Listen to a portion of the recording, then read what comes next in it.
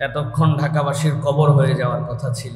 আল্লাহ রাব্বুল আলামিন আমাদেরকে এখন পর্যন্ত তার কোন অনুগ্রহে, কোন বিশেষ দয়ায়, কোন কৃপায় আমাদেরকে বাঁচিয়ে রেখেছেন, আমরা জীবনের সকল হিসাব দিয়েও এটা মিলাতে পারবো না। যে অবস্থা পার করলাম, কয় সেকেন্ড, 6 সেকেন্ড, 7 সেকেন্ড, 10 সেকেন্ড, এর মধ্যে একটা ছিল কঠিন, বাকি সময়টুকু র্যান্ডম। এই 7 সেকেন্ডে কি হয়ে যেতে পারত এটা কেউ কল্পনায় নিতে পারে নাই। এর থেকে কম সেকেন্ডে দুনিয়ায় কি হয়েছে সেইটা নজির আমাদের সামনে আসে। মানুষজন লাফ দিয়ে নেমে 10 তলা 12 তলার থেকে নিচে নামছে।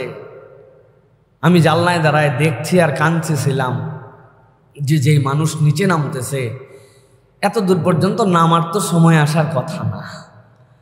আর নামার পরেও যে বিল্ডিং আর যে পাশাপাশি আমাদের অবস্থান, একটা যদি 15 তলা বিল্ডিং, প্রত্যেকটা তালার পরিমাপ যদি হয় 10 ফিট, তাহলে এই যে 150 ফিট, এইটা যখন ছিটকায় পড়বে তখন কত দূর পর্যন্ত যেতে পারে। রাস্তার মানুষ তো আরো আগে শেষ হয়ে যাবে। রব্বুল আলামিন তার দয়া। আসলে আমরা কেমনে আল্লাহর কৃতজ্ঞতা আদায় করলে এই শুকরিয়া হবে, এটা আসলে আমাদের বিবেকের মধ্যে ধরার কথা নয়। কথা ঠিক কিনা ভাই?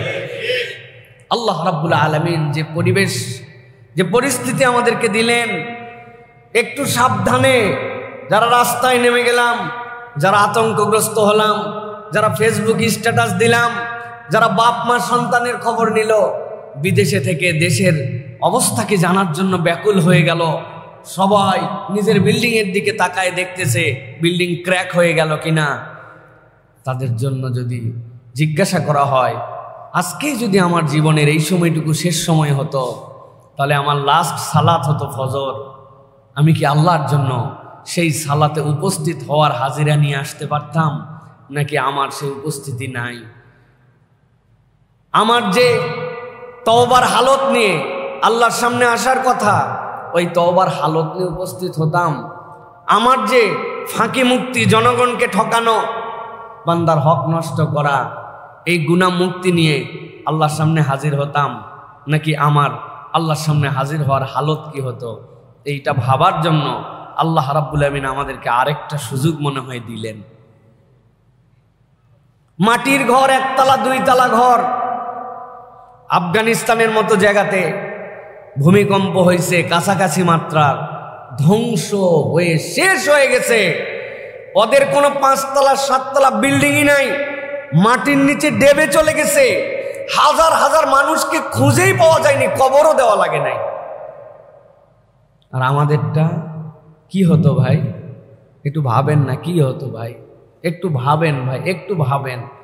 এই ভাবনাটাই আল্লাহ বলতেছেন বান্দা যেন একটু ভাবে। এই ভাবনার জন্য আল্লাহ রাব্বুল আলামিন আমাদেরকে মনে হয় আরেকটা সুযোগ দিলেন। কি দয়া, কি যে আল্লাহর নিয়ামত, এটা আমি বের করতে পারি নাই ভাই। আপনি ভাইবে দেখেন তো ভাই, কি হয়, কেন আল্লাহ রাব্বুল আলামিন আমাদেরকে এত সুযোগ দিচ্ছেন? আল্লাহ কুরআনুল কারীমের মধ্যে বলেছেন, সূরা মুলক, আল্লাহ রাব্বুল আলামিন বলছেন, ওয়াল্লাযী জাআলা লাকুমুল আরদা যালুলান ফামশু ফি মানাকিবিহা, আল্লাহ তোমাদের জন্য এই জমিনটাকে সুগম করেছেন, তোমরা তার কাঁধে চড়ে বিচরণ করো। মনে করছো কাঁধের মধ্যে তুমি যে বিচরণ করতেছ, তুমি বোধহয় এমনি এমনি বিচরণ করো না। আল্লাহ বলছেন কেবল বিচরণ করো না, ওয়া কুলু মির রিজকিহি, আর তুমি তো তার রিজিক খাও। আল্লাহ তোমার জন্য এই জমিনের ব্যবস্থা করলেন, যেই জমিন মাত্র রিক্টার স্কেলে 5.7, 6.1 এইটুকু যদি নড়ে যায়, তুমি আর তার উপরে স্থায়ী হয়ে থাকতে পারো না। আমার বাথরুমের ভিতরে যাওয়ার পরে দেখলাম শ্যাম্পুর বোতল উল্টায় আছে, পেস্টটা উল্টায় পড়ে গেছে। বাথরুমের ভিতরের থেকে বের হয়ে ফ্রিজের উপরে যা ছিল সবগুলা নেমে নেমে পড়ে গেছে। পাশের টাওয়ার 17 তলা 14 তলা 15 তলায় খাট রাখছিল উত্তর দিকে, খাট চলে আসছে দক্ষিণ দিকে। মানুষ আতঙ্কগ্রস্ত হয়ে পাগল হয়ে গেছে। আল্লাহ বলছেন আমি তোমার জন্য এইটাকে সমতল করলাম, আর তোমাকে এখান থেকে রিজিক আহরণ করার জন্য ব্যবস্থা করলাম। বান্দা ভেবো না আমি আসি তো আসি, আমারে আর বোধহয় কেউ ফেরত নিয়ে আসতে পারবে না। আল্লাহ বলছেন ওয়া ইলাইহিন নুশুর, তুমি যতই ভাব দেখাও আর যতই মাতব্বরি দেখাও, ফেরত আসতে হবে একমাত্র আল্লাহর কাছে। আল্লাহ রাব্বুল আমিন এরপরে বলছেন আমিনতুম মান ফিস সামাই আন ইয়াখসিফা বিকুমুল আরদা ফাইযা হিয়া তামুর। আল্লাহ বলছেন ও দুনিয়ার মানুষ, তোমরা কিরকম ভাবনা মুক্ত হয়ে গেছো নাকি? আমাদের কোনো চিন্তা নাই। যিনি আসমানে আছেন তিনি অতীতের কতকগুলা কমকে জমিনের মধ্যে ঢুকাই দিয়েছিলেন, আর আমাদেরকে দিতে পারবেন না। আল্লাহ বলছেন তোমরা কিরকম নিশ্চিত হয়ে গেছো নাকি? তোমাদের চলাফেরা দেখলে তো তাই মনে হয়। তোমরা হারুন কামানের গল্প শোনো, তোমরা ওই আল্লাহদ্রোহী ফেরাউনের গল্প শোনো, তোমরা কারুনের গল্প শোনো, কিন্তু তোমাদের হৃদয়ের মধ্যে ধারণা হয়েছে এই গল্পের জাতিকে আল্লাহ বোধহয় ভূমিতে ঢুকায় দিয়েছেন, আল্লাহ বোধহয় আমারে ঢুকাতে পারেন না। আল্লাহ বলতেছেন বান্দা ভালো করে বুঝে থাক, বুঝে থাক। ওই বান্দার জন্য আমি রব্বুল আমিন বললাম আল্লাহ তাদেরকে ভূমিতে কেবল বিদীর্ণ করেই দিবেন না। আল্লাহ বলতেছেন এমন ভাবে এইটা বিদীর্ণ হবে ফাইদা হিয়া তামুর, এটা কাঁপতে কাঁপতে কাঁপতে কাঁপতে শেষ হয়ে যাবে। যেই আল্লাহ একটা চুল পরিমাণ কাঁপায় দিয়া বান্দার জিন্দেগির সাজানো গুছানো সব ধ্বংস করে দিতে পারেন, ওই আল্লাহর প্রতি বান্দার যেন দায়িত্ব নাই, বান্দা যেন ওই আল্লাহকে ভুলে গেছে, ঠিক না? আমি আমার সন্তানকে ডেকে তুললাম, বাবা উঠ উঠ, বড় ভূমিকম্প হচ্ছে, উঠ বাবা। আমি মনে করতেছি তারে আমার জন্য সাধ্যের যতটুকু চেষ্টা, ওই চেষ্টা দিয়ে তারে হেফাজত করি, কিন্তু আমি আমার সন্তানকে ফজরের সময় ডাকি নাই, উঠ রে বাবা উঠ, ফজরের নামাজটা পড়ার জন্য উঠ। একবার একটু ভেবে দেখেন, এই ভোর যদি আজকের শেষ ভোর হতো তাইলে আল্লাহর সামনে কেমনে হাজির হইতাম।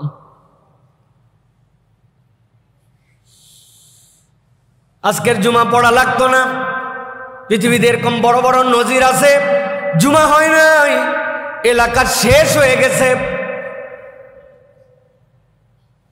আল্লাহ রাব্বুল আমিন বলতেছেন আম আমিনতুম মান ফিস সামাই আন ইউরসিলা আলাইকুম হাসিবা, নাকি তোমরা নিশ্চিত হয়ে গেছো যিনি আসমানে আছেন তিনি বোধহয় আর তোমাদের জন্য পাথর বর্ষণ করতে পারেন না।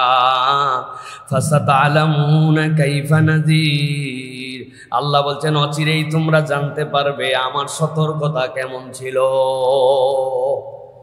শুধু একটা জায়গায় বেঁচে গেছি আমরা, নবীজি সাল্লাল্লাহু আলাইহি সাল্লামের কারণে আমরা একটা জায়গায় বেঁচে গেছি। আল্লাহ সমূলে এই কমকে ধ্বংস করে দিবেন না, কিন্তু কার জন্য কি হতে পারে কেউ বলতে পারি না। আল্লাহ বলতেন বান্দা সতর্ক হও, বান্দা সতর্ক হও, এইটুকু কম্পনে তোর যদি অবস্থা হয়, আল্লাহ বলছেন কিয়ামতের ভয়াবহ কম্পন যখন হবে তখন কি অবস্থা হতে পারে। আল্লাহ সূরা হজের মধ্যে বলতেছেন এই জন্য বান্দাদের জন্য, ইয়া আইয়ুহান নাস ইত্তাকু রাব্বাকুম ইন্না যালজালাতিস সাআতি শাইউন আযীম, কিয়ামতের সময় যে তোদের জন্য ভূমিকম্পন হবে এইটা বড় ভয়ঙ্কর। এই দুনিয়া যখন নড়ে মানুষের ভার্টিগো হয়, খেয়াল করেন, মানুষের মাথা ঘুরে যায়, চক্কর মারে, ঠিক কিনা? আমি নিজে পা পিছলাই গেছে আমার, এক পা কেবল তুলতেছি, জালনাটা এত শব্দ করে কেন? নিশ্চয় বাতাস পাস করলে জালনার গোড়ার দিকে অল্প একটু ফাঁকা থাকলে যদি জোরে বাতাস হয় তখন শব্দ হয়। আমি মনে করছি এরকম কিছু হচ্ছে জন্য জালনা লাগাতে যাব, এইটুকুতে আমার পা পিছলাই গেল।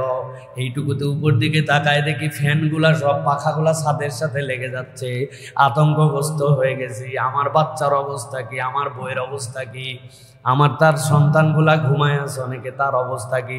আল্লাহ বলতেছেন ওই দিন যখন জালজালা হবে তখন এইটা কিন্তু ভয়ঙ্কর হবে তোমাদের জন্য।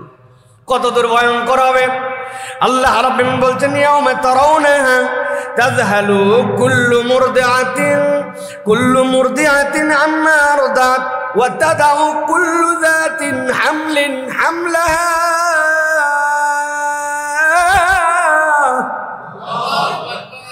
আল্লাহ বলছেন মায়ের পেটের সন্তানটা কেবল গর্ভবতী হয়েছে, 9 মাস পরে সে গর্ভ নিয়ে আসবে দুনিয়ার বুকে। 1 মাস 2 মাসের গর্ভ, আল্লাহ বলতেছেন এমন ঝাঁকি হবে সন্তান ভূমিষ্ঠ হয়ে যাবে,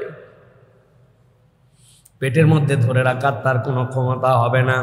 আল্লাহ বলছেন নবী আপনি দেখবেন মানুষ যেন মাতাল হয়ে গেছে, মানুষ যেন পাগল হয়ে গেছে। ওয়ামা হুম বিসুকারা, অথচ তারা তো কোনো মাদকতা গ্রহণ করে নাই। আমি নিচে তাকায় দেখছি যেই মহিলা কোনোদিন বেপর্দা হয় না, যেই মহিলা বাহিরে বের হওয়ার সময় বোরকা ছাড়া বের হয় না, ওই মহিলা বড় চাদর মাথার উপরে দিয়া যেন তাকে কেউ দেখতে না পায়, আতঙ্কে চিল্লাতে চিল্লাতে নিচে নেমে দাঁড়ায় গেছে। ওই মহিলাকে জোর করে বললেও জীবনে মাথার উপরে বিছনার চাদর দিয়ে নামবে না, অথচ আমার চোখের সামনে আজকে আমি নামতে দেখছি। আল্লাহ বলতেছেন মাত্র 5 সেকেন্ড 10 সেকেন্ডে বান্দা তোর যদি এরকম হয় তাহলে কিয়ামত তো সত্য, আল্লাহর সামনে দাঁড়ানো সত্য। তাহলে তোর হৃদয়টা কেমনে আল্লাহর দিকে নিবেদিত হওয়ার কথা, আর কি তোর মনের হালত বান্দা একটু ঠান্ডা মাথায় ভাব, বাড়িতে যে একটু চিন্তা করে দেখেন। আল্লাহ বলছেন ওয়ালাকিন্না আযাবাল্লাহি শাদীদ, বান্দারে আল্লাহর আযাব কিন্তু বড় ভয়ঙ্কর। একটু চিন্তা ভাবনার জগৎটা আমাদের জন্য একটু খুলতে হবে ভাই। চিন্তা করেন এই ফজর শেষ ফজর, রাত্রের আহার শেষ আহার, সকালের নাস্তায় শেষ নাস্তা, গত রাতের ঘুমই আমাদের শেষ ঘুম, গত বৃহস্পতিবারের অফিসে আমাদের শেষ অফিস, গতকালকের এশায় আমার শেষ এশা, আজকের ফজরই আমার শেষ ফজর। সেই ফজরেও আমি আসি নাই, হাই আল্লাহ সালাহ বলে আমাকে ডাক দিছে। আমি জুমার জন্য রেডি হচ্ছিলাম আর ফজর আমি বাদ দিয়ে দিছিলাম। কত পাওনা আমার কাছে মানুষের আছে, কত প্রতিশ্রুতি দিয়ে সেই পাওনা দেই নাই। হ্যাঁ, শেষ হয়ে যাওয়ার কথা ছিল। ভাবেন আল্লাহ রাব্বুল আলামিন কেমনে বাঁচায় দিলেন। করণীয় কি হুজুর, করব কি? আমি তৎক্ষণাৎ চিন্তা করছি যে আমিও যে কাজ করব আমার ভাইদেরকেও সেটা আমি জানাবো। আমি চিন্তা করছি 7টা কাজ আমাদের করা উচিত।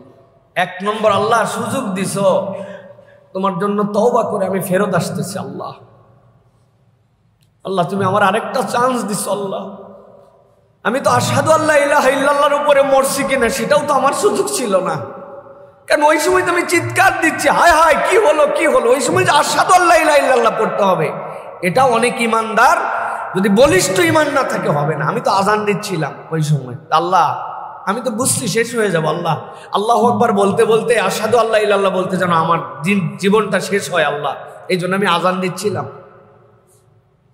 আল্লাহর কাছে তওবা করেন, ফেরত আসেন। 2 নম্বরে, পরিবার পরিজনকে আল্লাহমুখী করান। ওদের কাছে যাই বসে বলেন বাবা এই গল্প করে কি লাভ, দুনিয়া সার্চ করে দেখো, এর থেকে কম মাত্রার ভূমিকম্পে দুনিয়া শেষ হয়ে গেছে। রব তোমাকে সুযোগ দিলেন আরেকবার রে মা, রব তোমাকে সুযোগ দিলেন আরেকবার রে বাবা। আল্লাহ দিকে ফেরত আয় বাবা, বল আল্লাহ তোমার উপর আমার উপর ফরজ রাখছিল সালাত, তুমি ফজর না পড়ে তুমি শুয়েছিলে মা, ফজর না পড়ে তুমি জেগে দিয়েতে ছিলে বাবা, শুয়েছিলে বাবা। আল্লাহর কাছে কি নিয়ে আমি হাজির হতাম। বাচ্চাদের জন্য এই নসিহতটা করেন, এটা 2 নম্বর কাজ। আল্লাহ যেহেতু সুযোগ দিছেন। 3 নম্বর, হালতটা ইস্তেগফারে নেন, আল্লাহর কাছে ইস্তেগফার করেন বেশি বেশি, এতে আল্লাহ রাব্বুল আলামিন খুশি হবেন, আমাদের মর্যাদাও বাড়বে। 4 নম্বর, প্রত্যেকে এক্সট্রা কিছু দান সাদাকা করেন, এক্সট্রা যার যেখান থেকে যতটুকু আছে extra. Allah you give me another opportunity, তুমি আমাকে আরেকটা সুযোগ দান করছো আল্লাহ, এই জন্য আমি তোমার জন্য সাদাকা করলাম। দিয়ে দেন 1000 2000 5000 10000 1 লাখ 2 লাখ 1 কোটি দিয়ে দেন।